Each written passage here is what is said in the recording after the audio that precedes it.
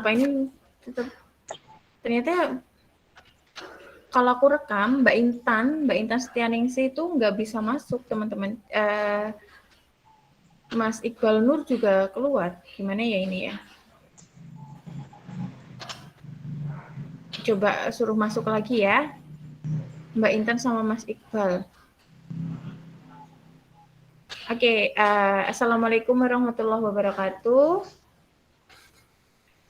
Teman-teman, untuk SAA sama SPI, untuk hari ini kita pertemuan ke-9, yang SAA itu mata kuliah Community Development, dan SPI adalah Ekologi Budaya. Alhamdulillah, hari ini kita kedatangan dosen tamu yang sangat spesial dari Mbak, kita panggil Mbak aja ya, karena kita sama-sama masih muda dan seumuran teman-teman. Iya. Mbak Cusnul Khotimah, panggilannya sih Mbak Icus, jadi kalian bisa manggilnya Mbak Icus. Mbak Icus ini teman-teman adalah lulusan dari CRCS UGM, angkatan tahun 2018 ya Mbak Icus ya. Dan selama di UGM, Mbak Icus itu sudah menjadi asisten risetnya dari salah satu dosen di sana, dan fokus kajiannya adalah di Amatoa. Betul Mbak Icus? Nah, sampai kemudian menerbitkan buku etnofotografi yang berjudul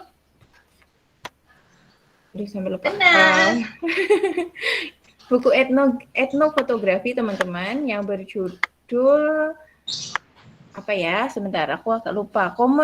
Ekologi Adat Komunitas Amatoa.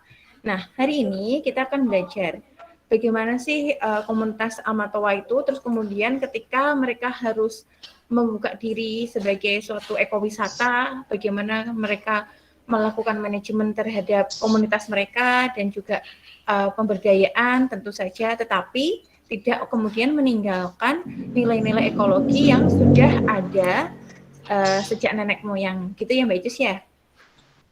Benar. Oke, untuk mempersingkat waktu teman-teman, serahkan kepada Mbak Icus untuk memulai presentasinya. Monggo Mbak Icus.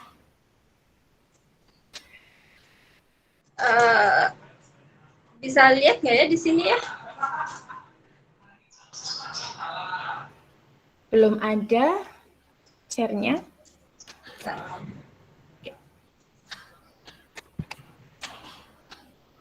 Atau aku kirim aja. Oke, siap. Siap.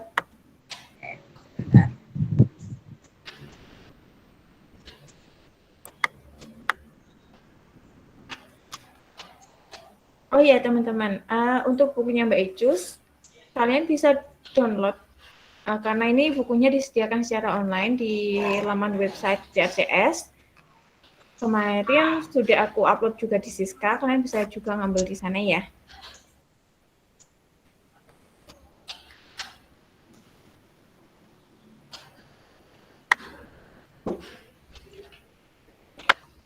Aku kirim videonya. Oke.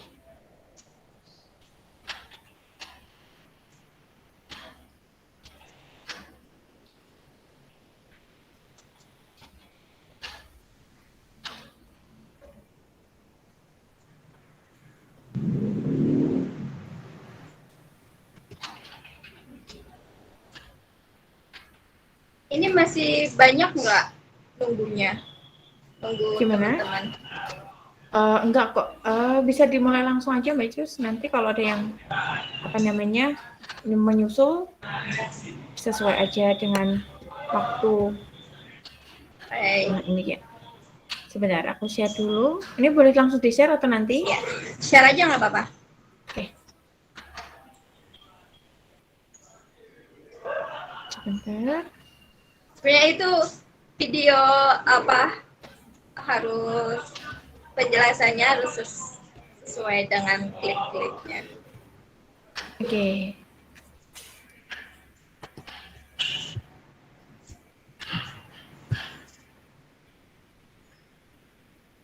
Kok belum bisa ke-download ya?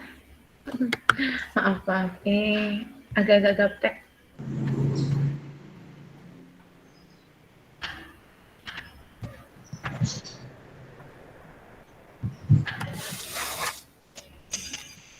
Masih loading.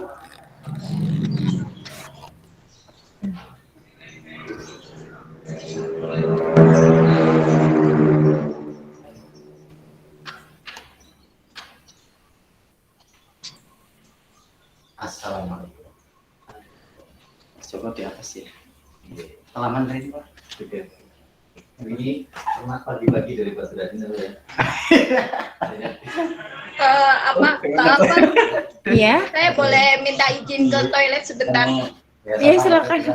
Silakan Mbak Icus. sambil nunggu yang lain juga kan. Oke. Kadang sebelum kerja lah.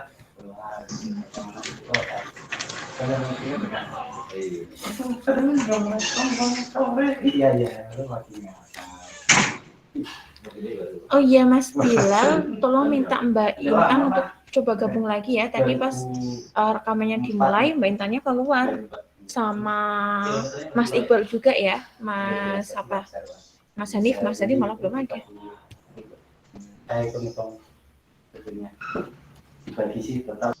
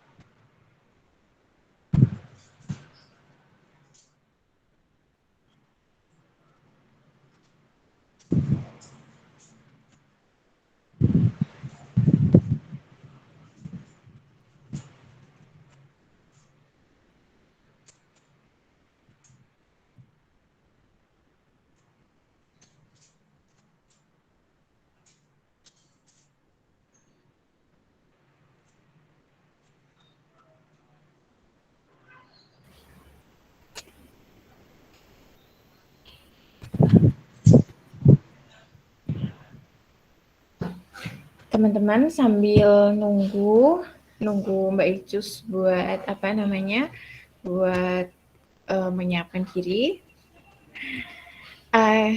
Kalian boleh mulai mempersiapkan pertanyaan yang mau diajukan. Untuk SPI sama SAA sih hampir sama topiknya hari ini, yaitu bagaimana kemudian kalau yang SPI adalah konservasi, karena ini berhubungan dengan alam deh, ekologi, konservasi dan juga ekowisata. Itu untuk SPI. Yang SAA topiknya adalah pemberdayaan masyarakat, pemberdayaan lingkungan yang berbasis konservasi juga. Jadi topiknya masih nyambung. Kalian bisa mempersiapkan pertanyaan apapun. Dan juga kalau sempat bisa baca bukunya Mbak Icus juga. Kita pernah bahas di mata kuliah agama lokal kalau untuk SAA yang ekologi Amatoa. Nah, kalian bisa lihat-lihat dulu di situ ya.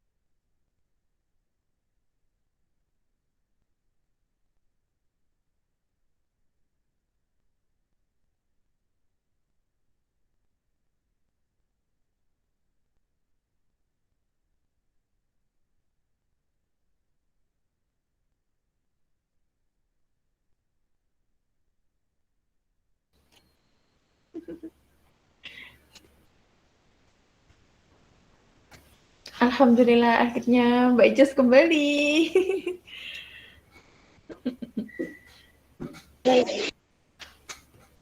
Oke. Kita mulai tuh, gimana Mbak Icus? Audionya belum kedengeran, maaf.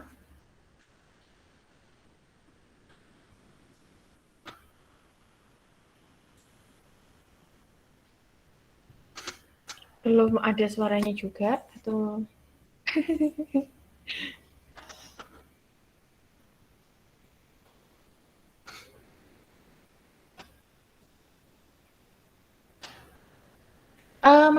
masih mute kayaknya.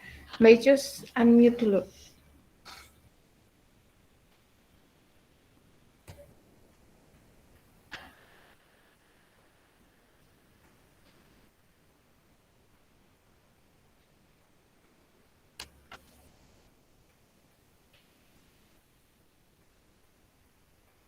Masih belum ada suaranya Mbak Icus. Kayaknya masih di mute. Tadi aku sempat... Oh iya, sudah. Maaf. Oke. Baik teman-teman, kita langsung mulai aja ya. Ini udah berkumpul 34 orang. Lumayan. Oke.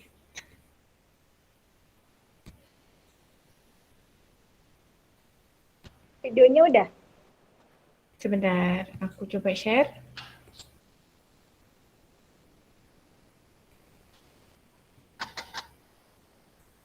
Belum muncul ya? Oh ini. Sebentar.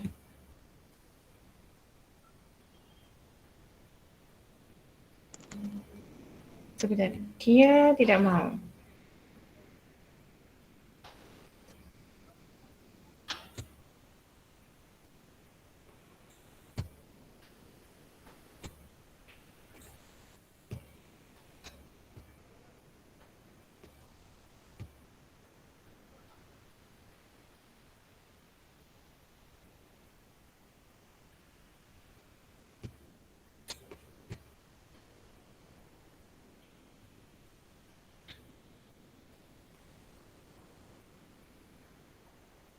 Besarin, Mbak. Oke, sebentar. Gimana ya? Nah, kita ulangi ya. Dari awal. Mbak yang ini ya, Mbak ya, yang apa? Yang ngekliknya. Oke, siap. Ya. Halo teman-teman. Salam kenal ya.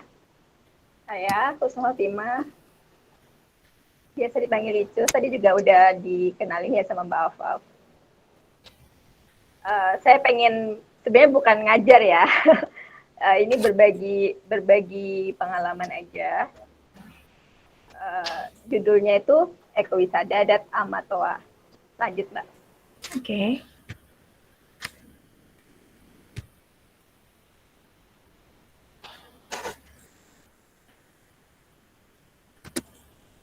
Nah, stop.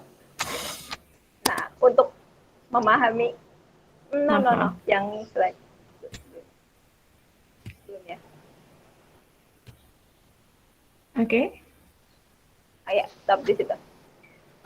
Untuk bisa memahami Amatoa, komunitas adat Amatoa, kita perlu memahami pola pikir komunitas adat. Ini sangat berbeda karena menyangkut paradigma berpikir kita. Ekologi adat itu kalau di istilah teori knowledge-nya itu biasa disebut indigenous ecological knowledge atau disingkat IEK. Kok diem, Mbak? Halo. Ya, gimana Mbak Jus? Ekologi adat itu, Ya, maaf.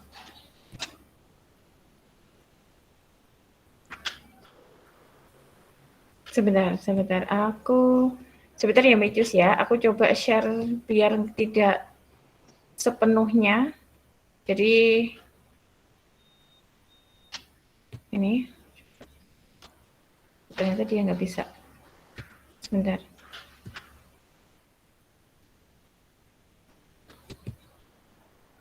Soal ecological, maksudnya indigenous knowledge, yang paradigma indigenous, mungkin Mbak Jus bisa nerangi sedikit apa itu yang dimaksud dengan indigenous knowledge, karena untuk teman-teman yang SPI, kami belum mempelajari sampai situ Mbak Jus. ya, sebentar. Aku nyoba sharing lewat sini sebenarnya. Oke. Biar lebih enak.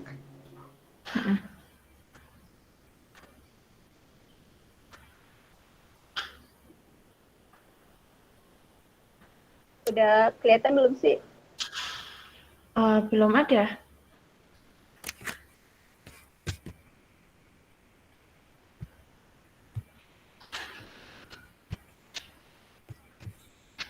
Atau minta bantuan teman-teman. Ini ada 2 PJ, Mas Bilal sama Mas Hanif, ada nggak ya? Atau kayak gini udah bisa kayaknya. Bismillah. Oke. Ini udah mulai Mbak Jus. Coba di-share Mbak lewat Mbak Alfa. Soalnya aku di sini juga nggak bisa nge-share. Oke.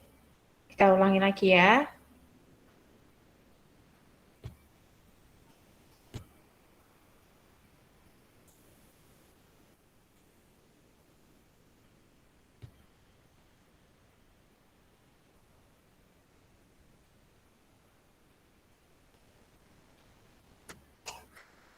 Belum mulai ya? Ini aku sudah proses share, tapi dia belum muncul. Nah, ini dia. Oke, lanjut. Udah.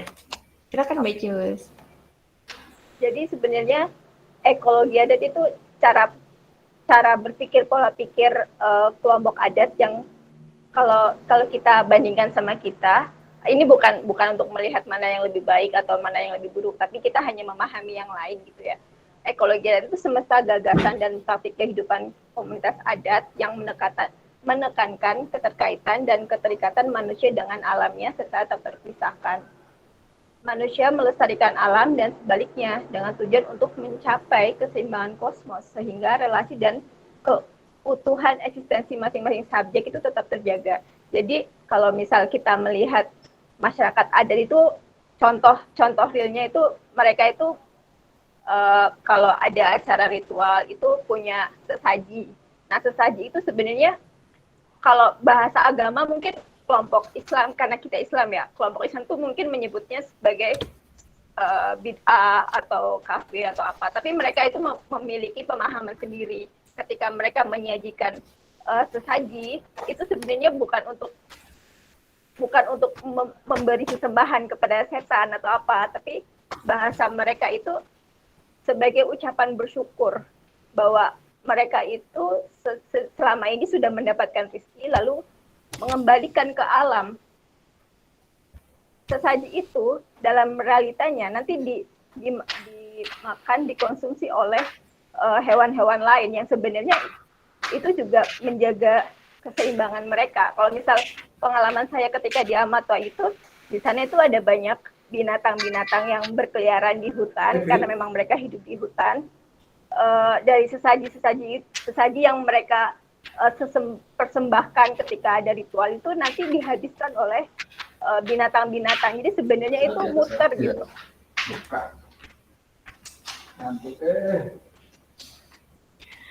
Oke. Bisa di-mute yang lain. Oke, maaf ini dari sini Mbak Icus. Karena saya ngajarnya di kantor, jadi kalau ada ini masuk. Tapi insya Allah udah nggak ada karena ngajarnya lagi PTM. Oke. Jadi bagi kelompok adat itu hewan, binatang, tanaman dan semua benda itu sebenarnya saling terikat dan tidak terpisahkan satu sama lain. Jadi dialektika, kalau misal kita itu menganggap binatang atau tumbuhan itu sebagai objek, kita manusia merasa yang paling unggul, paling tinggi, dan binatang itu hanya binatang, hanya objek yang kemudian bisa dikonsumsi oleh manusia. Nah, bagi mereka tidak ada relasi subjek-objek, yang ada itu subjek. Jadi antara satu dan yang lainnya itu saling memiliki eksistensi, saling menjadikan masing-masing itu sebagai subjek. Jadi dialektikanya itu bukan subjek-objek, tapi subjek-subjek, atau biasa disebut dengan dialektika interrelasi subjektif, intersubjektif relationship gitu. Ini ekologi adat merupakan hasil dari dialektika nilai-nilai antara nilai tradisional dan non-tradisional.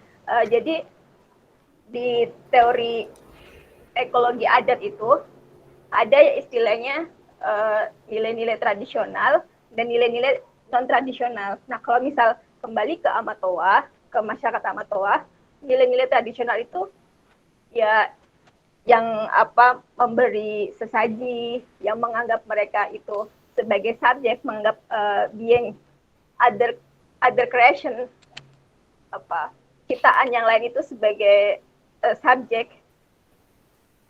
Dan nilai-nilai non-tradisional itu kayak modernisme, terus kapitalisme, nasionalisme, pokoknya nilai-nilai yang di luar dari nilai-nilai di Amatoa. Itu yang kami sebut sebagai nilai-nilai non-tradisional. Nah, ekologi adat itu gabungan atau kita sebut dialektika antara yang nilai-nilai tradisional dan non-tradisional.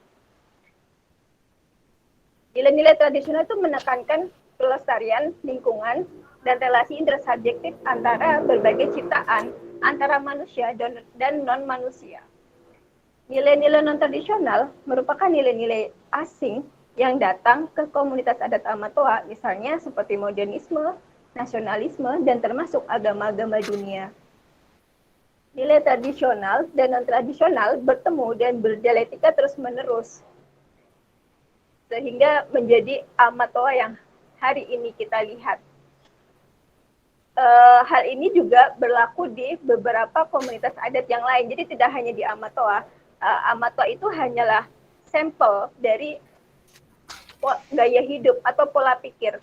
Paradigma berpikir masyarakat adat mayoritas itu seperti itu. Lanjut, Mbak.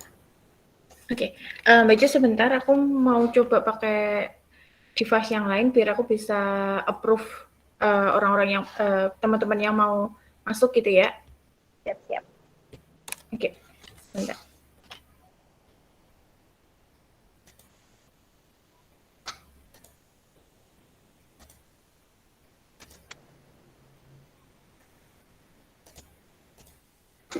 Ini bisa sepertinya.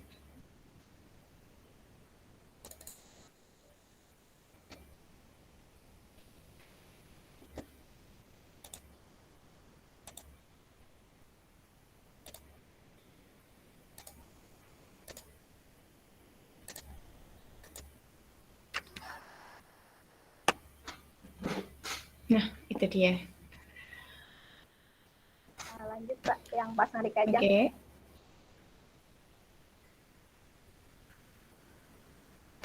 Ini. Dah.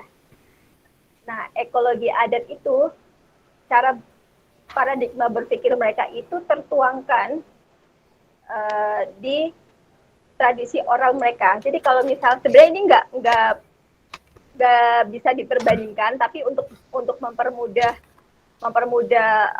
memahami, kita misalnya di agama-agama dunia kayak kita Islam, Kristen itu kan ada kitab suci yang sebenarnya kita ini merupakan teks culture. Kita mengikuti budaya tulis. Jadi ada yang tertulis, ada Al-Qur'an, ada Bible dan lain-lain. Nah, di masyarakat adat itu culture-nya tuh bukan teks, tapi oral tradition. Dan oral tradition di masyarakat Amatoa itu disebutnya pasang Rikajang. Jadi kalau datang ke sana tidak ada tuh kitab masyarakat adat itu nggak ada, karena mereka memang budayanya itu budaya oral. Kita menyebutnya pasang Rikajang. Mereka menyebutnya demikian. Pasang Rikajang itu artinya pesan-pesan Kajang. Kajang itu nama suku mereka. Suku mereka itu Kajang dan tinggalnya di Kecamatan Kajang. Dan nenek moyangnya itu juga disebut Kajang. Jadi pasang Rikajang ini sebenarnya berisi tentang berbagai pengetahuan dan praktek hidup dalam sehari-hari. Bagaimana mereka bersikap, bagaimana mereka mengelola hutan, melestarikan alam dan sebagainya. Itu kenapa kita menyebutnya ekologi adat, karena memang ajaran mereka itu memposisikan alam itu bukan sebagai objek yang dieksploitasi, tetapi sebagai subjek yang hidup bersama, hidup berdampingan dan saling tergantung satu sama lain. Itu kenapa kita menyebutnya ekologi adat. Sekali lagi, ajaran mereka sangat mendukung untuk melestarikan alam, begitu. Lalu pasang Rikajang merupakan titik rujuk masyarakat Amatoa. Jadi seluruh sendi-sendi kehidupan di Amatoa itu merujuknya itu ke pasang Rikajang. Jadi kalau misal ada nih ekonomi modern masuk, ada uang masuk, ada pengobatan modern masuk, nah itu dimaknai ulang dengan pasang Rikajang. Contohnya gini, dulu itu di Amatoa, mereka tidak mengenal ekonomi modern, tidak mengenal pasar, tidak mengenal uang. Jadi mereka untuk mendapatkan barang itu sistemnya pada sistem barter. Tetapi kemudian ada modernisme, ada uang, ada sistem modern yang masuk. Lalu mereka mendialektika nilai-nilai, mendialektika uang itu sebenarnya itu apa. Nah, karena karakter mereka itu kan values of share saling berbagi ya, karakter masyarakat adat itu saling berbagi. Jadi ketika ada barang, mereka tidak untuk memperkaya diri atau menumpuk harta sebagaimana orang-orang modern ya kan.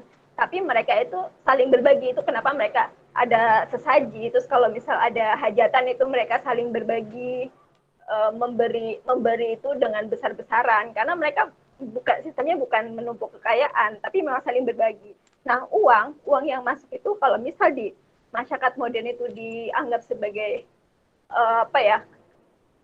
menumpuk kekayaan untuk menghasilkan kekayaan, untuk memperkaya diri sendiri, Nah, bagi mereka, uang itu dimaknai ulang, diartikan sebagai media untuk saling berbagi, begitu. Jadi itu kenapa sistem modern, alat tukar uang itu kemudian diterima, tetapi maknanya itu berbeda dengan bagaimana kita sebagai masyarakat modern itu mempunyai uang.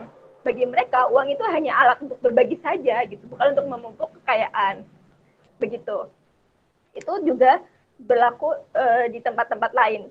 Maksud saya di ide-ide dan gagasan yang datang dari luar, yang merupakan nilai-nilai non-tradisional yang tadi saya bilang di awal. Begitu. Pasang Rikajang adalah manifestasi dari ekologi adat yang berupa pengetahuan lisan. Dengan demikian, ia terus mengalami dinamika statis sekaligus dinamis. Karena modelnya lisan, mereka itu sangat simpel, jadi mereka bukan orang yang teoritis sebagaimana masyarakat yang berbasiskan pada teks kayak kita. Kalau mungkin sebenarnya sekali lagi ini bukan perbandingan ya, tentu tidak sebanding kalau untuk dibandingkan, dan masing-masing punya kelebihan dan kekurangan, hanya untuk mempermudah cara berpikir kita. Kalau misal di kita itu, misal di Islam, kita kan belajar syariah, belajar banyak hal, dan ada dalil-dalilnya banyak sekali. Mereka juga punya pasang, tapi memang karena modelnya oral tradition, mereka itu lebih ke sikap, bagaimana mereka bersikap laku, bagaimana mereka bersikap ke yang lain, termasuk ke hutan, termasuk ke tanaman, termasuk ke other creation gitu. Dan ekologi adat yang tadi saya maksud itu bermanifestasi ke Pasang Rikajang.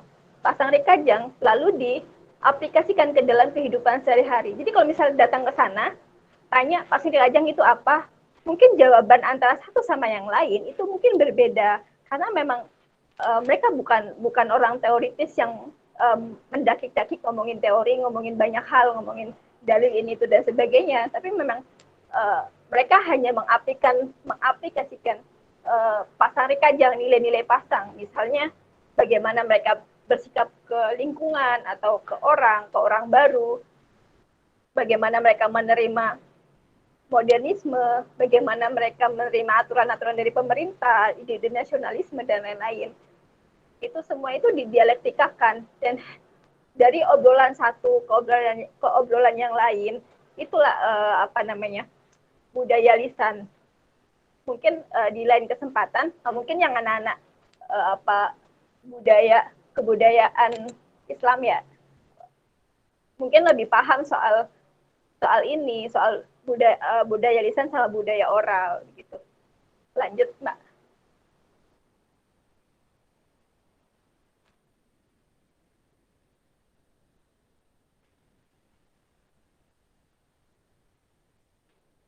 Halo. Halo. Iya, Mbak Icus. Bisa dilanjut? Oke.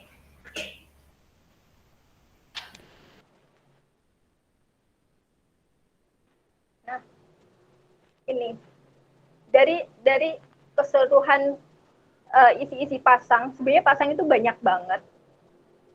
Yang mereka juga menggunakan bahasa asli mereka, menggunakan bahasa Konjo namanya. Dari seluruh isi pasang, ada beberapa nilai yang sangat menonjol. Kayak misal, prinsip kamase-kamase. Kamase-kamase itu artinya hidup sederhana, di sisi lain menghindari hidup berlebih-lebihan.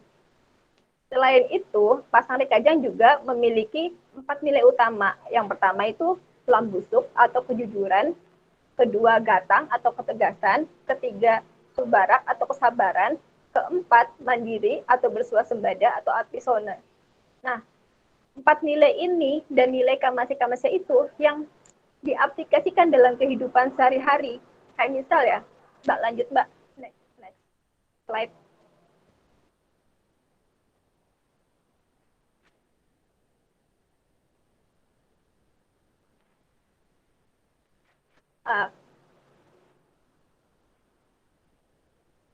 ini manifestasi ekologi adat itu yang bisa kita lihat dari ekologi adat lalu bermanifestasi ke Pasang Rikajang. Nah, di Pasang Rikajang itu ada nilai-nilai yang tercantum di situ. Yang tadi saya sebutin, kamasi-kamasnya dan 4 nilai itu. Itu yang selalu mereka aplikasikan ke dalam kehidupan sehari-hari. Sesimpel itu sebenarnya. Nah, yang bisa kita lihat dari pengaplikasian nilai-nilai itu, misalnya pembagian kawasan adat menjadi 2. Jadi kalau misal teman-teman itu tahu suku Baduy, sebenarnya pembagiannya itu sama, modelnya sama gitu. Nah, di Amatua pun demikian. Jadi mereka itu membagi wilayahnya menjadi 2, kawasan dalam dan kawasan luar. Di kawasan dalam itu yang benar-benar segala hal yang berbau modernisme itu dilarang. Kayak misalnya setiap orang, baik tamu maupun orang Amatua sendiri, kalau masuk ke kawasan dalam itu nggak boleh pakai alas kaki. Harus, mungkin kalau bahasa Jawanya itu nyeker kan. Terus mereka harus pakai baju yang gelap, nggak boleh baju merah atau baju yang mencolok, itu nggak boleh, dilarang. Terus aturan-aturan lain kayak komputer, HP, listrik, bahkan jalan pun masih pakai bebatuan, jadi aspal itu nggak boleh masuk, listrik nggak boleh masuk, dan semua barang-barang atau instrumen modernisme itu dilarang. Tetapi aturan adat itu membolehkan segala hal yang dilarang di kawasan dalam itu boleh diaplikasikan atau digunakan di kawasan luar. Jadi adat itu membolehkan masyarakatnya untuk memilih hidup di dalam maupun di luar. Misalnya saya nih orang kawasan dalam, saya tuh dikasih kesempatan, dikasih pilihan, terserah apakah saya mau hidup di kawasan dalam atau di kawasan luar, tetapi dengan konsekuensi masing-masing. Kayak misal ketika saya memilih untuk hidup di kawasan dalam, itu artinya saya tidak boleh menggunakan segala atribut modernisme itu di kawasan dalam. Tetapi meskipun saya tinggal di kawasan dalam, saya boleh loh menggunakan itu, tetapi ketika di kawasan luar. Jadi ketika sampai sana, banyak juga anak-anak kawasan dalam yang sudah kuliah, yang mereka mengenal sosial media, mengenal komputer, mengenal semua hal yang berbau modern, memiliki mobil bahkan. Tapi setiap mereka masuk ke dalam, mereka dilarang. Begitupun saya sebagai tamu, ketika datang ke kawasan dalam, saya harus mencopot alas kaki dan harus menggunakan pakaian serba gelap. Gelap itu boleh biru, boleh putih, boleh hitam. Tapi mayoritas memang menggunakan baju hitam. Baju hitam itu bagi mereka adalah bentuk kesederhanaan. Nah, pengaplikasikan nilai kamasi-kamasnya tadi yang saya sebutin di slide sebelumnya, ada kan Pasang Rikajang itu sangat menekankan nilai kamasi-kamasi atau kesederhanaan. Nah, bentuk kesederhanaan itu bisa dilihat dari bagaimana mereka menggunakan baju serba hitam, bagaimana mereka tidak hidup dalam bermewah-mewah ketika di kawasan dalam. Mereka tidak membolehkan atribut modernisme listrik masuk ke kawasan dalam karena ditakutkan listrik dan berbagai hal modern itu akan mengganggu, akan merusak lingkungan. Tetapi mereka tidak membatasi untuk menjadi modern. Mereka boleh kok, masyarakatnya boleh modern, tetapi tempatnya di kawasan luar. Jadi di kawasan luar itu ada sekolah, ada jalannya sudah beraspal, banyak penduduk yang memiliki motor, memiliki mobil bahkan, terus menggunakan HP, memiliki televisi, begitu. Tetapi setiap kali mereka masuk ke kawasan dalam, semua atribut modern itu harus ditinggalkan. Dan aturan adat itu memberikan pilihan bagi masyarakatnya. Jadi tidak ada paksaan. Hanya ketika kamu memilih, kamu harus bertanggung jawab terhadap pilihan kamu. Apakah di kawasan dalam dan artinya harus meninggalkan modernisme atau di kawasan luar. Gitu.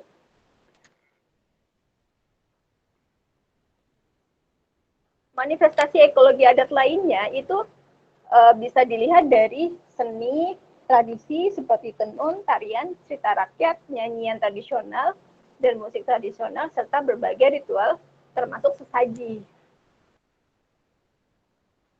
Jadi kayak misal di sana itu cerita-cerita rakyat itu masih ada, setiap nyanyian musik tradisional itu masih ada, dan mereka menggunakan itu sebenarnya untuk upaya bersyukur terhadap apa yang mereka dapat dari alam. Kayak misal mereka sedang memanen nih, setiap kali memanen mereka itu menyanyi, ada lagu-lagu khusus untuk panen yang sebenarnya itu adalah ungkapan bersyukur. Begitu. Lanjut Mbak ke slide selanjutnya. Lanjut lagi. Nah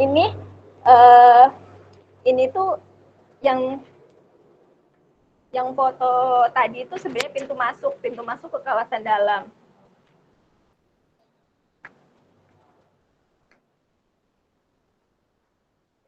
Yang ini atau yang sebelumnya Mbak Icus yang ditampilkan? Yang ini. Yang selamat datang di kawasan adat Amatoa. Ya. Ini sebenarnya perbatasan. Jadi kawasan adat Amata itu sangat luas. Dan ini pintu masuk ke kawasan adat. Nanti ada lagi pintu masuk ke kawasan dalam. Untuk letak geografisnya nanti saya jelasin selanjutnya. Next Mbak.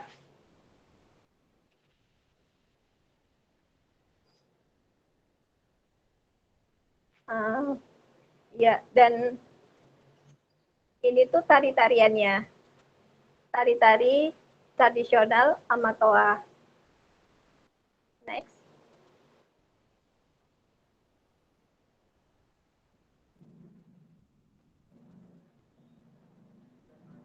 Nah, ini yang tadi sudah sempat saya singgung ya di awal, ada dialektika nilai-nilai antara yang tradisional dan non-tradisional. Jelasin satu persatu ya. Nah, modernisme itu tadi, ketika mereka sebenarnya pada mulanya mereka tuh tidak mengenal modernisme, tapi kemudian mereka mendialektikakan nilai-nilai itu. Modernisme bisa kok masuk ke Amatoa, hanya mereka memfilter nih mana apa dari bagian-bagian modernisme yang bisa mereka terima, dan bagaimana mereka mengantisipasi nilai-nilai yang dari luar agar nilai-nilai mereka itu tidak tergerus, nilai-nilai mereka itu masih tetap terjaga, dan mereka tuh masih bisa melestarikan alam. Jadi segala nilai yang di luar, tidak semua nilai yang di luar itu mereka terima, tapi mereka filter. Itu kenapa mereka membagi wilayahnya itu menjadi dua, kawasan dalam dan kawasan luar. Kawasan luar itu fungsinya untuk memfilter berbagai nilai yang datang dari luar. Jadi ketika ada modernisme nih datang, ada mobil, ada televisi dari luar. Nah, mereka diskusikan dulu nih di luar, dicoba dulu nih ketika uang masuk, ketika televisi masuk, itu kira-kira bagaimana. Oh ternyata bisa nih, oh kemudian bisalah masuk. Tapi cukup sampai di kawasan luar aja. Mereka sudah menerima, tapi cukup di kawasan luar aja. Tidak boleh di kawasan dalam. Kawasan dalam itu sampai kapanpun akan tetap steril dari modernisme. Mereka akan tetap menjaga itu. Karena kawasan dalam itu sebenarnya kayak bentuk sesuatu yang mereka sakralkan. Di luar bolehlah masyarakat Amatoa itu bolehlah memakai mobil dan lain sebagainya, tapi cukup di luar saja. Tapi di kawasan dalam tidak. Nasionalisme ini, nah ini. Jadi masyarakat Amatoa ini sebenarnya dulu berbentuk kerajaan Kajang pada zaman dahulu, entah berantah, lalu bahkan sebelum Indonesia ada gitu. Di zaman-zaman kerajaan, sebenarnya kerajaan kecil yang kemudian masuklah agama Islam. Mereka mendialektikakan itu juga, oh baik kita ikut Islam, tapi dengan cara mereka gitu. Islam itu bukan sesuatu yang bertolak belakang. Ketika misal Islam masuk, oh ternyata nilai-nilai Islam itu sama loh kayak nilai-nilai yang dipegang Amatoa, kayak misal dilarang zina, dilarang mencuri. Sebenarnya itu sama nilai-nilainya. Nilai-nilai Islam itu sama dengan substansi ya, substansi Islam dan substansi Amata itu sebenarnya sama, dilarang mencuri, dilarang zina, dilarang menipu dan sebagainya. Nilai-nilai itu sama, oke, diterima. Jadi bagi mereka Islam itu hanya hanya bentuk lain dari amatoa. Ya nggak apa-apa, kita Islam. Kita Islam karena agama Islam itu tidak bertentangan dengan substansi amatoa. Masyarakat amatoa itu mendukung kok nilai-nilai Islam. Jadi oke, diterima. Tapi makna Islam bagi mereka dan bagi kita itu tentu tidak sama gitu. Nah, nasionalisme juga demikian. Jadi ketika berbentuk negara NKRI, Negara Kesatuan Republik Indonesia, datang lalu negara itu harus mewajibkan masyarakatnya itu berbentuk kelurahan misalnya. Tadinya mereka itu tidak ada kelurahan, itu nggak ada, desa-desa itu nggak ada. Jadi bentuknya satu wilayah gitu, yang kemudian dibagi-bagi menjadi 6 desa. Jadi kawasan adat itu sekarang terdiri dari 6 desa. Dan setiap masing-masing desa itu memiliki kawasan dalam dan kawasan luar. Yang tadinya setiap kepala desa itu, setiap pemimpin satu kawasan merupakan pemangku adat pada mulanya. Lalu kemudian negara menciptakan aturan untuk harus berbentuk desa. Lalu kemudian mereka mengikuti aturan itu. Aturan nasionalisme itu, aturan pemerintah itu diterima sebagai bentuk nasionalisme. Kita mengikuti aturan pemerintah dengan membentuk desa-desa yang kepala desanya itu secara tidak langsung kemudian dijadikan pemangku adat. Jadi dari 6 desa itu masing-masing kepala desa itu memiliki peran double. Salah satunya menjadi kepala desa, salah satu yang lain menjadi pemangku adat. Kayak misal di desa yang saya teliti, namanya Desa Tanah Toa. Tanah Toa itu salah satu desa yang masyarakatnya itu masih sangat kental dengan aturan adat dibandingkan 5 desa lainnya.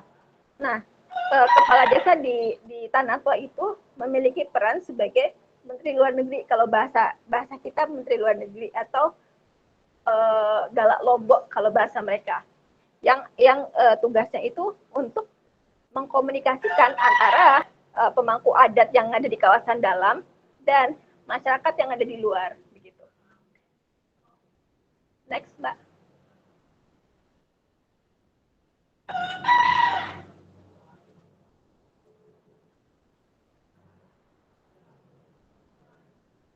Ya, ini yang tadi saya ceritakan ya, ada 6 desa dan salah satunya Desa Tanah Toa yang saya teliti dan yang nantinya menjadi pilot project untuk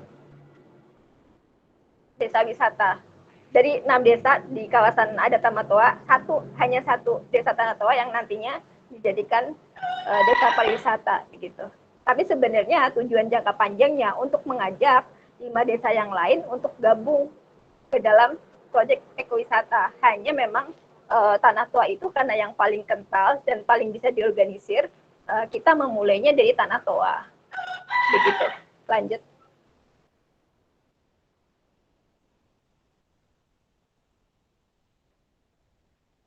Ya, masyarakat adat Tanah Toa ini, kalau teman-teman mau ke sana, letaknya di Kabupaten Bulukumba di Sulawesi Selatan ya. Kalau mau ke sana itu dari Maros, dari bandara itu masih sekitar 8 jam ke Bulukumba naik mobil. Terus nanti sampai sana, kalau misal teman-teman mau menikmati berhari-hari ke sana, ada homestay dan lain-lain sebenarnya sudah siap. Nanti saya bahas lebih lanjut. Nah, kalau ngomongin sejarah, jadi ekowisata yang kami bangun itu sebenarnya bukannya tanpa alasan gitu. Kita ada tujuan dan ada konteks sejarahnya. Nah, masyarakat adat Tamatwa itu dalam sejarahnya, sebagaimana masyarakat adat di Nusantara dan bahkan di dunia gitu kan, merupakan masyarakat yang termarginalkan dan terdiskriminasi baik oleh sistem maupun masyarakat mayoritas. Misalnya kalau dalam sistem gitu kan, di zaman Orde Baru, pemerintah itu punya program pembangunan nasional, tetapi pemerintah itu menggunakan kata-kata peyoratif. Ini sebenarnya pelajaran SMP dulu kan ya, kata-kata yang lebih menstigma negatif. Kayak misal, pemerintah itu menggunakan kata-kata masyarakat terasing, masyarakat terbelakang, yang sebenarnya itu tidak menguntungkan. Dari istilah saja, itu merugikan masyarakat adat gitu. Dan di sisi lain, mereka juga, karena mereka masih mereka itu masih taat dengan ajaran leluhur seperti tadi, masih menjadikan pasang rikajang sebagai way of life di samping Islam gitu. Mereka dianggap sebagai kelompok yang dianggap kafir, dianggap ya pokoknya stigma negatif lain gitu oleh masyarakat mayoritas. Nah, dalam hal ini karena mereka mengklaim Islam, jadi yang menstigma mereka negatif juga dari masyarakat Islam. Samalah kayak misal kita belajar masyarakat lokal di Sumba yang mayoritas Katolik, mereka juga di stigma bid'ah oleh masyarakat Katolik gitu. Lalu di masa era reformasi, isu kearifan lokal itu menjadi isu publik, menjadi perhatian masyarakat di mana-mana, itu didiskusikan. Kembali ke kearifan lokal dan lain sebagainya. Dan sebelumnya di masa Orde Baru, pembangunan nasional yang tadi saya ceritakan itu, negara itu menggunakan pendekatan top down itu dari atas ke bawah. Jadi sebenarnya program itu tidak mengakar dan tidak mengena masyarakat. Nah, itu kekurangannya. Lalu kemudian di masa reformasi, pendekatannya itu diganti, jadinya bottom up, dari bawah ke atas. Jadi pemerintah itu mencari aspirasi dari masyarakat akar rumput, sebenarnya mau mereka itu gimana, memahami mereka sebenarnya, culture mereka itu sebenarnya gimana sih, apa yang bisa dilakukan pemerintah biar antara pemerintah dan masyarakat itu programnya mix dan diterima gitu. Namun di masa reformasi, awal-awal reformasi gitu, kearifan lokal, isu kearifan lokal itu hanya menguntungkan sedikit pihak, hanya dipelintir oleh para politisi sehingga tidak sampai ke masyarakat adatnya. Isunya udah naik nih menjadi isu nasional, tapi ternyata tidak sampai ke masyarakat adat. Masyarakat adat itu masih dianggap terbelakang, masih di stigma negatif, lain-lain, dan seluruh servis dari negara itu hanya sedikit yang bisa mereka terima. Lanjut, Mbak.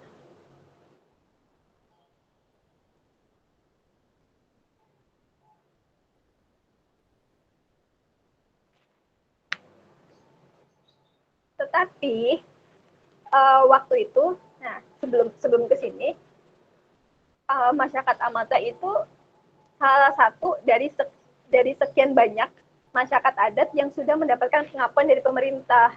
Jadi di Indonesia itu ada sekitar 1.100 sekian kelompok masyarakat adat, tapi hanya segelintir kelompok adat, hanya sedikit yang sudah mendapatkan pengakuan sebagai masyarakat adat. Nah, fungsi ketika kelompok adat itu sudah mendapatkan pengakuan dari pemerintah, mendapatkan perlindungan, sampai kapanpun, selama peraturan itu masih ada, masyarakat adat itu akan mendapatkan perlindungan dari pencaplokan perusahaan-perusahaan besar atau bahkan negara sendiri. Amatoa sebelum diberi pengakuan dulu itu tanahnya sangat luas. lalu kemudian dicaploklah sama perusahaan karet, perusahaan lain-lain, kemudian terjadi bentrok gitu. Nah, ketika mereka sudah mendapatkan pengakuan, tidak ada lagi pihak swasta yang bisa mencaplok tanah adat karena sudah mendapatkan perlindungan dari pemerintah. Gitu. Itu fungsi dari pengakuan masyarakat adat. Dan sayangnya di Indonesia masih jauh panggang dari api, masih sedikit masyarakat adat yang mendapat pengakuan, dan itu artinya masih banyak kelompok masyarakat adat yang terancam pengambil alihan tanah dengan berbagai macam cara gitu. Buktinya di Amatoa sendiri sudah sekian persen tanahnya menjadi milik swasta, dimiliki oleh pihak swasta gitu. Bahkan dulu sampai bentroknya tuh sama pihak TNI, yang TNI itu berpihak kepada swasta yang sampai menimbulkan korban jiwa. Dan kemudian karena adanya bentrok itu, banyak NGO, LSM yang mengadvokasi kelompok Amatoa ini, sampai salah satunya itu AMAN, Aliansi Masyarakat Adat Nusantara, dan mengajak teman-teman NGO lainnya untuk mengadvokasi masyarakat adat Amatoa. Lalu kemudian baru bisa mendapatkan pengakuan sebagai masyarakat adat.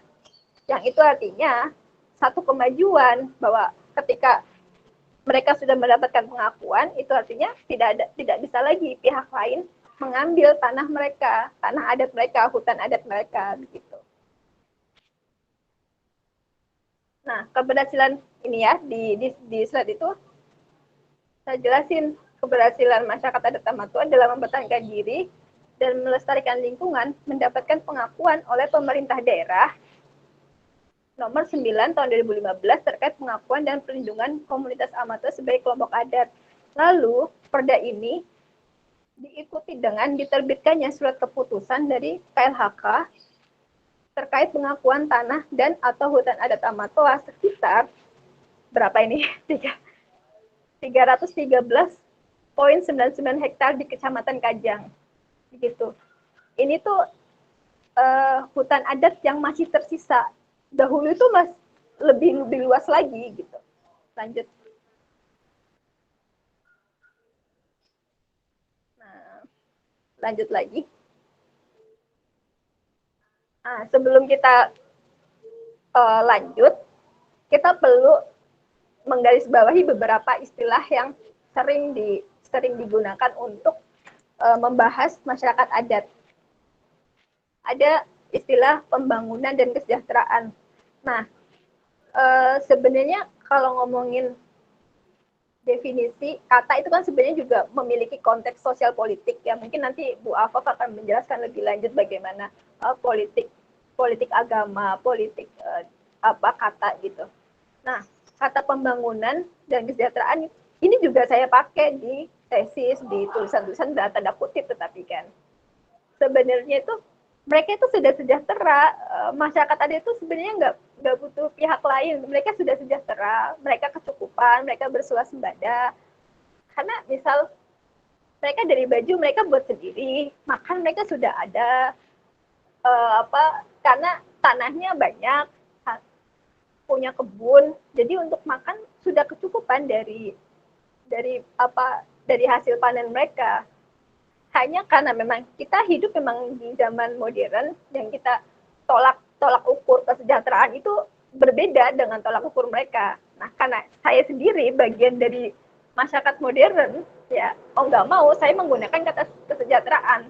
Hanya kita harus paham bahwa kata kesejahteraan ini sebenarnya juga punya makna lain gitu bagi mereka. Mereka sebenarnya kalau mau mengukur masyarakat adat, mereka sudah sejahtera gitu. Hanya mereka perlu ditemani untuk mempertahankan hak-hak mereka, untuk mempertahankan tanah adat mereka dari caplokan asing, dari caplokan pihak luar gitu. Kenapa? Kenapa perlu gitu? Karena memang mereka perlu ditemani ketika mereka mendapatkan semangat atau kekuatan dari yang lainnya, mereka itu merasa percaya diri, mereka merasa percaya untuk tetap menjalankan ajaran mereka, untuk terus melestarikan alam. Dan ketika tidak ada advokasi dan lain-lain, baik dari NGO, dari pihak akademisi maupun organisasi masyarakat lainnya, mereka mungkin ke depan akan terancam hutan adatnya. Gitu. Lalu pembangunan juga harus dimaknai lain gitu. Mungkin bagi masyarakat modern gitu kan, bagi kita pembangunan itu ya pembangunan infrastruktur, kayak mungkin pemerintah hari ini sangat menggebu-gebu untuk membangun infrastruktur dan lain-lain. Nah, pembangunan ini harus dimaknai lain gitu bagi mereka. Lalu animisme dan dinamisme. Sebenarnya kata-kata ini tuh udah usang, udah nggak bisa lagi dipakai ketika kita ngomongin masyarakat adat. Ya mereka memiliki kita bisa menyebutnya kepercayaan, bukan lagi animisme dan dinamisme. Kata ini tuh sebenarnya memiliki stigma negatif terhadap kelompok adat. Gitu. Hanya memang nggak semua orang paham soal itu. Lalu juga paradigma agama-agama ini juga perlu kita ubah. Kita nggak bisa mengukur, tidak bisa mengukur mereka dengan cara berpikir kita. Mereka punya pola berpikir sendiri. Yang tadi, misal saya membandingkan teks suci agama Islam dengan teks dengan budaya oral mereka. Tadi kan saya bilang sebenarnya ini bukan sesuatu yang bisa diperbandingkan karena memang berbeda.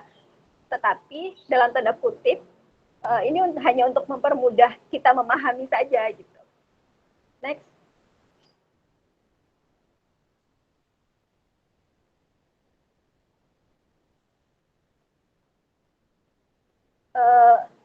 Lanjut ke pemberdayaan masyarakat adat Tamatoa, Mbak.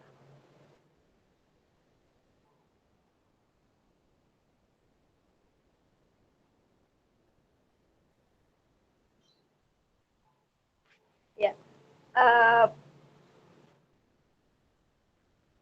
Jadi isunya itu pemberdayaan masyarakat adat Tamatoa melalui ekowisata. Tadi sudah dijelasin ya terkait NGO. Nah, setelah mendapatkan pengakuan itu, ketika ngobrol sama masyarakat Tamatoa, mereka itu nggak ngerasa ada dampak signifikan dari pengakuan itu. Mereka bilang, kita udah pengakuan, lalu apa keuntungan buat kita? Keuntungan di sini tentu keuntungan yang real ya. Jadi mereka berharap ada keuntungan yang kasat mata yang bisa dilihat. Nah, untuk itu pihak dari pemerintah Bulukumba, dari Pemda itu kemudian membuatlah wisata budaya di sana. Itu sebagai wujud wujud penyejahteraan. Jadi mereka ingin melindungi masyarakat adat, ingin dalam tanda kutip mensejahterakan mereka, mensejahterakan dalam konteks ini ya, tepat menggunakan tolak ukur modern, lalu kemudian membangun wisata budaya. Jadi sebenarnya di sana itu sudah lama sekali ada wisata, tapi wisata budaya, konsepnya wisata budaya. Namun sekali lagi wisata budaya ini hanya menguntungkan segelintir pihak. Jadi masyarakat Tamatoa tidak mendapatkan keuntungan secara kolektif, keuntungan bersama. Hanya 1-2 lah, misal kepala desa atau pemangku atau siapa orang-orang tertentu saja yang mendapatkan manfaat dari wisata budaya. Selain itu, wisata budaya yang dibangun di sana itu tidak disertai dengan antisipasi ketika ada banyak pengunjung. Kemarin waktu saya ke sana, di kawasan dalam itu ditemukan banyak sampah plastik, teman-teman. Jadi ini kita mau bilang bahwa masyarakat Amata itu menjunjung tinggi menjunjung tinggi pelestarian alam, tetapi kok banyak sampah gitu, kok banyak sampah plastik di sana. Ternyata itu adalah residu dari pariwisata yang ada di sana. Begitu. Lanjut.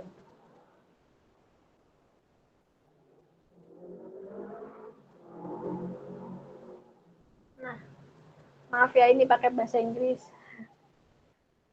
Karena ngomongin teori. Jadi sebenarnya pariwisata dan kelompok adat ini, pariwisata adat ini sebenarnya juga pro kontra. Jadi ada beberapa scholar atau ahli yang support sama ekowisata, dan ada juga yang sebaliknya. Jadi bagi mereka yang support itu mengatakan bahwa ekowisata ini wisata yang berbasis alam ya. Ekowisata ini adalah instrumen untuk penyejahteraan bagi masyarakat lokal. Ekowisata jika di-manage secara proper akan mix kompatibel dengan masyarakat adat. Jadi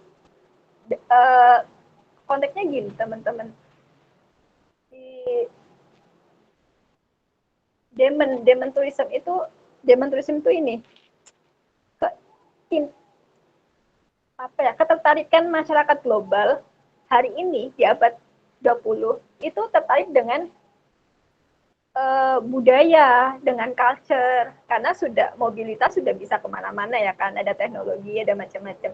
Jadi orang-orang luar, baik itu turis domestik atau turis global, itu sangat tertarik dengan wisata yang mengedepankan spiritual, yang mengedepankan lingkungan dan sebagainya. Nah, kebetulan masyarakat adat itu tinggal di rural dengan budaya yang masih kaya gitu kan, dengan tari-tarian, musik dan lain sebagainya, dengan nilai-nilai yang masih terjaga. Itu sebenarnya kompatibel antara daya tawar. Kalau kita ngomongin pasar gitu, pasarnya itu ada gitu. Jadi sebenarnya di sini Zephyr itu bilang kompatibel kok antara masyarakat adat dan wisata hari ini. Karena memang karakteristik masyarakat adat baik di Indonesia maupun secara global memang memiliki kekayaan budaya gitu. Mereka tuh masih original, masih genuine, kaya dengan nilai yang sebenarnya itu tidak bisa didapatin di masyarakat modern.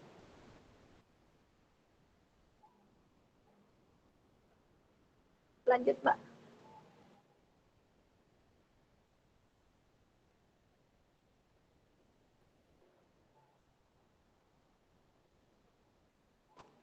Tetapi di sisi lain juga ada ahli yang bilang kalau ekowisata ini memiliki dampak negatif.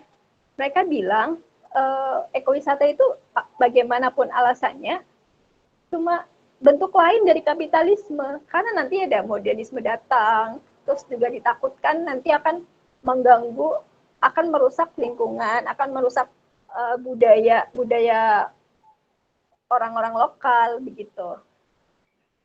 Lalu kemudian pertanyaannya, ketika ada ahli yang bilang bahwa ekowisata ini sebenarnya ancaman loh buat masyarakat lokal.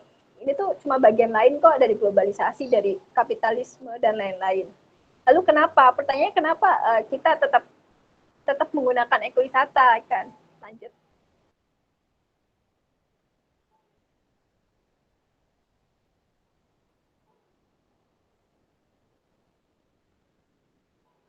Lanjut ke community based ecotourism. Lanjut lagi. Nah, untuk mengantisipasi apa yang ditakutkan oleh para ahli tentang wisata adat, kita kemudian memilih jalan tengah. Kita menggunakan wisata yang memang berbasiskan komunitas. apa bedanya dengan pariwisata massal? Kayak misal pariwisata massal yang kita lihat misalnya Dufan atau apa ya kalau di Jogja atau di Purwokerto itu apa sih pariwisata di Purwokerto itu? Pokoknya pariwisata massal itu kan yang punya itu, yang mengelola itu kalau nggak pemerintah, itu dari asing, dari swasta. Misal ada perusahaan yang ingin mendanai pembuatan destinasi wisata. Nah, segala keuntungan itu kan untuk mereka, bukan kembali ke masyarakat lokal. Nah, tetapi community based ecotourism atau ekowisata berbasis komunitas ini, seluruh keuntungan itu akan kembali ke masyarakat gitu. Jadi akan menciptakan masyarakat yang berdaya. Hanya kekurangannya karena masyarakat adat itu lama terdiskriminasi, terus asing dengan pengelolaan wisata. Kalau misal konteksnya Amatoa, mereka sudah tahu nih wisata sejak lama, sudah ada wisata budaya, tetapi mereka tidak akrab dengan manajemen, jadi mereka masih kurang soal manajemen. Nah, hal pertama yang kita lakukan di sana, yakni membangun SDM-nya dulu gitu, membantu mereka memahami adatnya. Kita hanya menemani mereka, memfasilitasi mereka, mencoba untuk menggali apa yang mereka miliki, dan kita bilang, oh ini aset, kita bilang mereka punya nilai-nilai ini yang sebenarnya dibutuhkan oleh masyarakat dunia. Dan ketika kita ngobrol, kita diskusi, mereka kemudian bangga, oh ternyata adat ini bukan sesuatu yang kampungan kok, adat ini bagus dan memang perlu dilestarikan, dan semua orang butuh gitu. Semua orang butuh masyarakat yang peduli dengan lingkungan. Intinya kan itu. Lalu kita bangunlah namanya Pokdarwis, kelompok sadar wisata. Nah, dari situ kita diskusi, kita membantu mereka menggali potensi yang mereka miliki. Tujuannya apa? Ketika mereka paham, mereka bangga, mereka akan semangat untuk menciptakan sistem wisata yang memang menguntungkan mereka gitu. Baik secara ekonomi, sosial maupun budaya. Kalau mungkin di tempat lain, kayak misal tahun lalu itu ada kasus di Baduy kan, dari kelompok Baduy tiba-tiba menyurati Presiden Joko Widodo untuk menghentikan kawasannya menjadi kawasan adat. Nah, sebenarnya itu ada yang salah. Yang salah tuh apanya? Bukan pariwisatanya, tapi sistem yang digunakan itu yang tidak tepat. Mungkin di misalnya di kawasan kota, mass tourism atau pariwisata massal itu bagus, tapi untuk konteks adat itu nggak bagus, itu bukan nggak bagus, tapi tidak tepat gitu. Nah, untuk kawasan adat yang paling tepat itu ya memang komunitas berbasis ekowisata berbasis komunitas gitu. Itu kenapa kita berani kemudian membangun ekowisata di sana, tetapi dengan syarat komunitas yang ekowisata yang berbasis komunitas gitu. Lanjut, Mbak.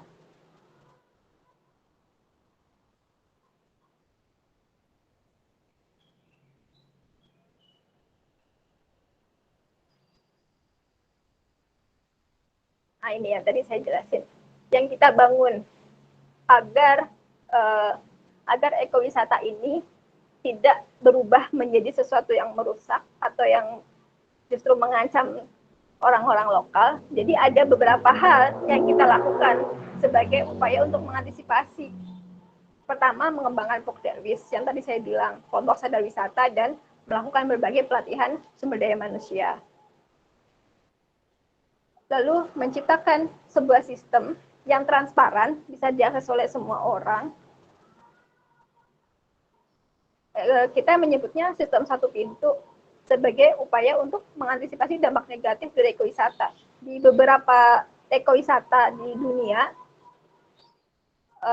salah satu tantangan terbesar itu adalah rebutan uang, rebutan hasil dari ekowisata.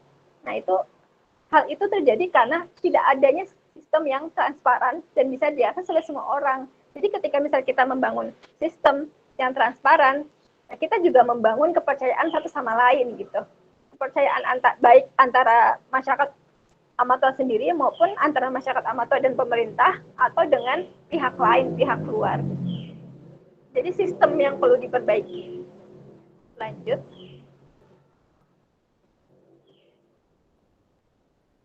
Nah, ini saya sebutin ada beberapa dampak negatif kalau misal tidak diantisipasi. Salah satunya sampah plastik dan kerusakan lingkungan.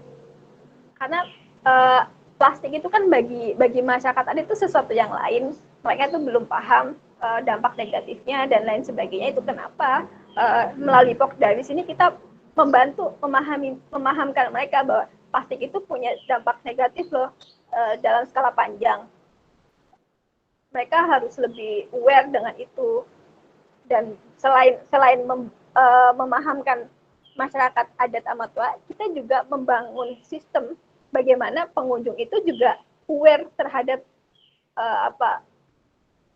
terhadap dampak plastik, karena banyak pengunjung yang tidak paham lalu membuang sampah sembarangan.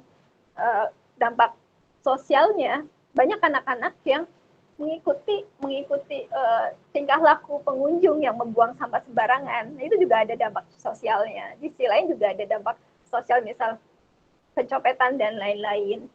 Sebenarnya ini tidak ditemukan di Amatoa yang soal pencopetan dan lain-lain, tapi di tempat lain itu juga di tempat lain mungkin terjadi, dan kedepannya jika itu tidak diantisipasi itu juga bisa menjadi salah satu ancaman.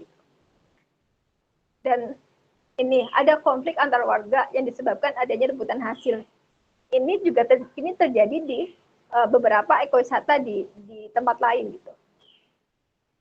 Dan ada ketakutan, sebagaimana yang tadi ditakutkan oleh para ahli, bahwa ketika ada ekowisata nanti budaya aslinya itu akan luntur gitu.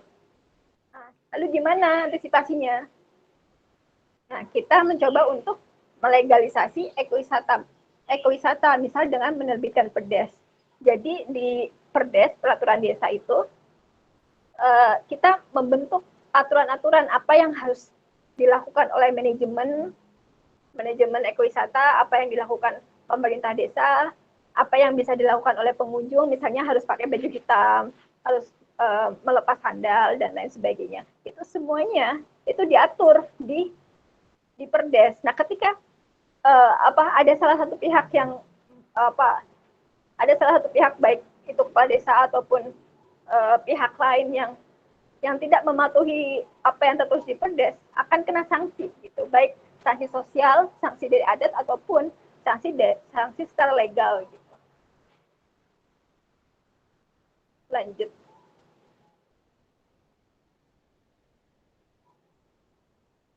Nah, ekowisata termasuk CBT itu sebagai bentuk lain dari ekowisata, cabang lain gitu. Ini salah satu wisata yang berkelanjutan. Nah, apa itu wisata berkelanjutan? Wisata berkelanjutan itu yang antara ekonomi, lingkungan, dan sosial itu sama rata gitu. Jadi nanti ada yang disebut wisata massal. Nah, kalau wisata massal itu konsep wisata yang lebih menguntungkan ekonomi daripada yang lain. Nanti ada mass ecotourism, ada eco-mass tourism. Kalau mass ecotourism itu sekian persen mencari keuntungan ekonomi, sebagainya lagi lingkungan gitu. Nah, kalau wisata berkelanjutan, termasuk ekowisata, itu menitik tekankan tiga poin ini. Jadi masyarakat lokal itu mendapatkan keuntungan ekonomi, tetapi lingkungannya tetap terjaga, begitupun vibe sosialnya juga terjaga gitu. Nah, itu yang disebut wisata berkelanjutan. Lanjut.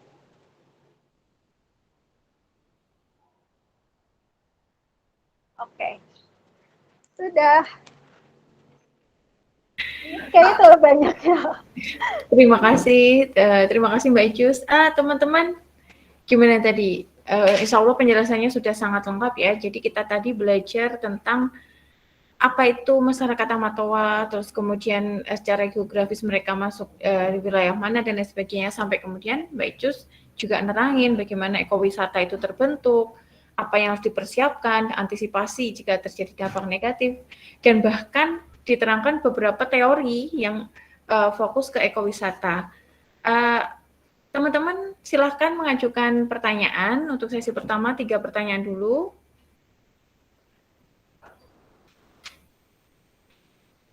Mana nih?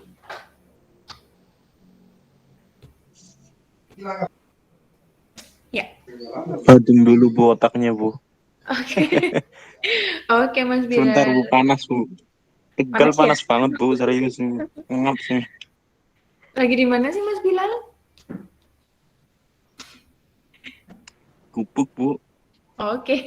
sawah. Oke, yang lain misalnya ini Mas Bilal dari SPI, yang dari SAA teman-teman.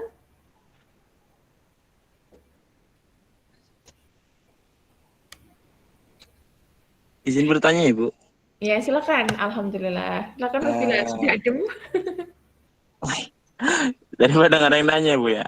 Oke, silakan. Komoditas dari masyarakat Amatoa itu apa Ibu? Mohon maaf Bu. Siap-siap. Dari masyarakat sana Bu.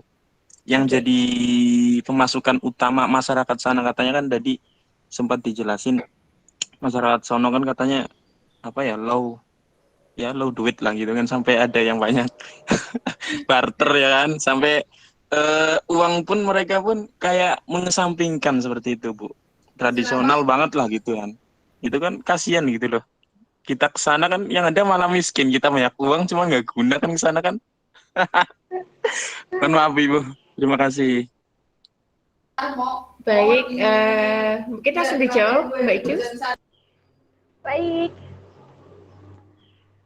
Komoditas ya.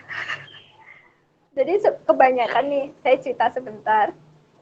Kebanyakan pengunjung, jadi gini, wisata budaya yang sebelumnya, ekowisata itu kan baru diresmikan September kemarin itu, dan saya termasuk CLCS dan termasuk Pemda itu baru meresmikan September kemarin. Nah sebelumnya itu kan yang eksis di sana itu pariwisata budaya. Karena ternyata pariwisata budaya itu ada banyak kekurangan, termasuk mereka tidak mendapatkan keuntungan ekonomi ya. Lalu kita gantilah sistemnya, kita perbarui sistem, upgrade sistem biar mereka itu mendapat keuntungan ekonomi. Nah, gimana caranya? Kita memulai dari kayak misal festival budaya. Jadi pengunjung itu nggak ada yang ke sana lalu membayar, itu nggak ada. Tetapi kita membantu mereka kayak misal membangun penginapan. Gimana sih penginapan yang sesuai dengan standar ekowisata, standar wisata misal. Terus jadi ketika ada masyarakat ke sana, mereka bisalah ada pengunjung bisalah datang ke sana lalu menginap di sana. Nah selama ini itu nggak ada penginapan. Jadi banyak pengunjung yang dari berbagai destinasi di Bulukumba datang ke sana, tapi menginapnya tidak di sana. Lalu mereka tanya, kalau datang ke sana, mereka seharusnya bisa beli oleh-oleh dong, baju kayak baju sablon kayak apa kayak. Ternyata sampai sana nggak ada apa-apa gitu. Mereka cuma datang berkunjung, ngobrol sama kepala suku, belajar nilai-nilai yang ada di sana, tapi mereka tidak terservis dengan baik sebagai pendatang, sebagai pengunjung. Padahal mereka sebenarnya ingin menikmati itu gitu. Lalu kemudian kita membantu mereka dengan menciptakan berbagai ekonomi kreatif, kayak misal satu ada homestay, ada penginapan. Kedua kayak misal kita ngadain pelatihan sablon lah, biar teman-teman pemuda di sana itu bisa nyablon lalu memproduksi baju yang ada tulisannya Amatoa dan lain-lain, kayak sebagaimana yang tersedia di berbagai destinasi wisata gitu kan. Jadi ketika ada pengunjung datang, kalau mereka tanya, apa nih oleh-oleh dari sini? Ada nih baju sablon. Lalu ada keterampilan lain kayak kunci apa ya, gantungan kunci misalnya, atau berbagai pernak-pernik yang khas Amatoa. Nah biasanya sebenarnya itu mereka tuh sebenarnya sudah punya banyak hal yang bisa dijual, kayak misalnya baju tenun. Tenun itu kan tenun yang asli ya, itu mahal, harganya itu 1 juta 1 lembar. Tapi sesederhana itu gitu. Jadi kalau misal saya ke pasar tradisional di sana, ada ibu-ibu yang jual baju tenun, kain tenun, sarung tenun itu ada 5 atau 10 ditenteng pakai plastik biasa, pakai apa? Keranjang belanja ibu-ibu ke pasar itu kan, tahu kan.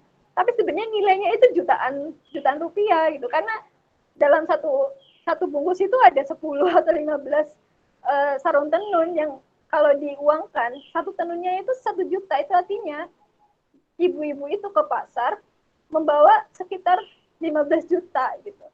Hanya memang belum ketemu antara belum ketemu pasarnya. Jadi mereka itu sudah ada tenun, ada shell fashion itu loh, yang shell dari tenun atau tas tenun atau tenun sendiri. Tetapi tidak ketemu sama konsumen. Jadi konsumen datang ke sana, tanya, di sini tuh ada apa sih? Tapi meskipun di sana ada tenun, tidak ketemu gitu. Nah, salah satu bentuk manajemen di sini tuh mempertemukan antara pengunjung, konsumen, dan produsen. Jadi di kawasan dalam, di pintu masuk kawasan dalam itu sekarang dikasih kayak tempat untuk menjual tenun, menjual baju, dan menjual banyak hal yang bisa dijadikan oleh-oleh bagi pengunjung, termasuk warung makan yang menjual makanan tradisional di sana, begitu. Tapi ketika pengunjung datang itu nggak membayar, tapi masyarakat itu diuntungkan dengan mereka membeli apa yang mereka miliki, termasuk seni dan budayanya. Jadi hari ini setiap weekend itu di sana di pintu masuk kawasan dalam itu selalu disiapkan perform tari-tarian tradisional. Pada sebelumnya, ketika pengunjung datang, ya pengunjung cuma masuk ke hutan, menikmati udara segar di sana, ketemu sama kepala suku, ngobrol, melihat culture budaya di sana, culture alami masyarakat sana, tapi tidak membeli, tidak menghasilkan sesuatu bagi masyarakat lokal, malahan mereka membuang sampah gitu. Lalu kemudian dibangunlah sistem biar mereka mendapatkan keuntungan real ya, keuntungan real dalam hal ini ekonomi gitu. Oke, terima kasih Mbak Icus. Begitu Mas Bilal. Ini Bu, siap. Masih ada satu pertanyaan, mungkin pertanyaan terakhir ya Mbak Icus, soalnya kita agak kekurangan waktu juga. Oke, jadi ini pertanyaan dari Mbak Alifah. Mbak Alifah bertanya, misal nih, semua masyarakat adat di Indonesia suatu saat nanti memiliki kesadaran sendiri untuk menjadi manusia modern secara utuh, kemudian akhirnya di Indonesia kemudian sudah menjadi masyarakat modern, tidak ada lagi manusia adat. Yang saya tanyakan, menurut Ibu, hal tersebut akan dikatakan kemajuan karena semua masyarakat sudah modern, atau kemunduran yang mengkhawatirkan karena manusia adat telah punah. Kalau ini aku coba menjawab dulu ya dari perspektifku, nanti ke Mbak Icus. Jadi menurut saya sendiri sih jangan sampai hal seperti itu terjadi, karena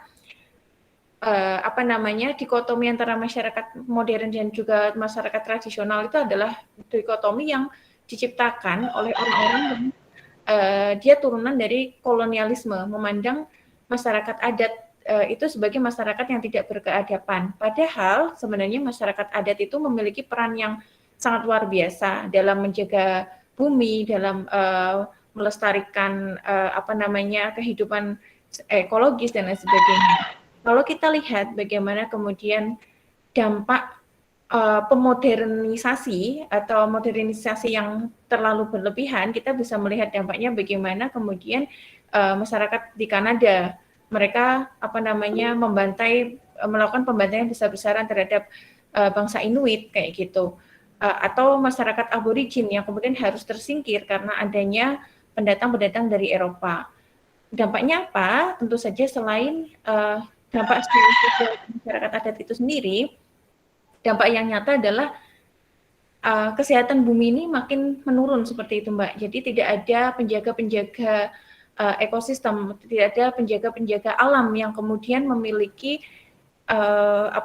keterikatan sendiri dengan alam, sehingga alam itu semakin terusak oleh modernisasi itu. Mungkin Mbak Icus bisa menambahkan? Iya.